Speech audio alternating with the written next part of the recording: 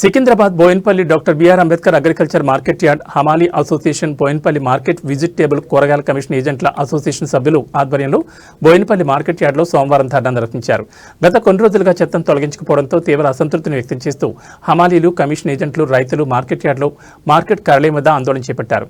ఈ సందర్భంగా మాజీ మార్కెట్ చైర్మన్ టిఎన్ శ్రీనివాస్ మాట్లాడుతూ చెత్త తొలగింపులో నిర్లక్ష్యం కారణంగా హమాలీలు, రైతులు తీవ్ర ఇబ్బందులు పడుతున్నారని, సంబంధిత కంటోన్మెంట్ బోర్డు అధికారులతో పాటు మార్కెట్ ఉన్నత శ్రేణి సెక్రటరీ, మార్కెట్ చైర్మన్ కు సమాచారం ఇచ్చి వెంటనే చెత్త తొలగించాలని కోరినట్లు తెలిపారు.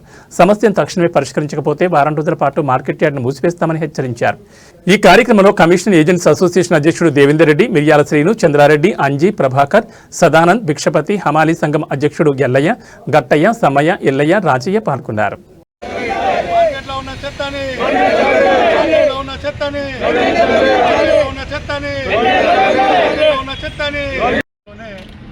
మార్కెట్ కోసం నరేంద్ర మోడీ గారు మాట్లాడడం జరిగింది. ఈరోజు మన్ కీ బాత్లో మాట్లాడడం జరిగింది. మళ్ళీ ఈరోజు మరి ఈ విధమైనటువంటి చెత్త ఇక్కడ ఉండడం అనేది చాలా దురదృష్టకరం. మరి మన తెలంగాణ ప్రభుత్వం ఏం చేస్తుందో, మళ్ళీ ఇక్కడ లోకల్ ఎమ్మెల్యే గారు, అదేవిధంగా పాలక మండలి గారు, వీళ్ళందరూ కూడా మరి దీన్ని చర్య తీసుకొని రాబోయే రోజుల్లో చాలా పెద్ద మార్కెట్ ఇది. సంవత్సరానికి 14 కోట్ల రూపాయల ఆదాయం తీసుకొచ్చే మార్కెట్ మా యొక్క బోయిన్పల్లి మార్కెట్. కావున అందరూ కూడా తొందరగా దీన్ని స్పందించి ఈ యొక్క కార్యక్రమాన్ని చేపట్టి చెత్త రహితంగా చేయడం చాలా ముఖ్యం. ఎందుకంటే హమాలీ వాళ్ళకు కానివ్వండి, లోకల్ స్టేట్ల వాళ్ళకు కానీ వీళ్ళందరూ కూడా రకరకాల వ్యాధులకు రావడం జరుగుతుంది. రైతులకు కానీ, కొనుగోలుదారులకు కానివ్వండి, వీళ్ళందరూ కూడా న్యాయం చేసి ఇక్కడ చెత్త తీయాలని చెప్పి మేము ఒక ధర్నా కార్యక్రమం ఇక్కడ చేపట్టడం జరిగింది.